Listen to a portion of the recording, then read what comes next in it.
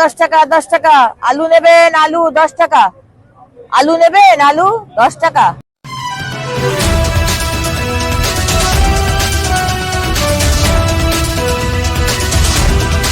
তৃণমূল কংগ্রেস এবং মুখ্যমন্ত্রী মমতা বন্দ্যোপাধ্যায়কে নিশানা করে ফের বিস্ফোরক মন্তব্য করেছেন বিজেপি নেত্রী অগ্নিমিত্রা পাল। তিনি বলেছেন, মুদ্রাস্ফীতি রুখতে আমরা বিজেপি বিধায়করা 10 টাকা কেজি দরে আলু বিক্রি করছি।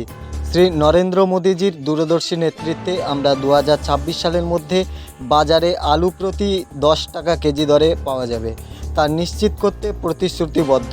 এই উদ্যোগটি প্রত্যেক নাগরিকের জন্য সাশ্রয়ী মূল্যের প্রয়োজনীয় জিনিস সরবরাহের জন্য আমাদের উৎসর্গের একটি প্রমাণ।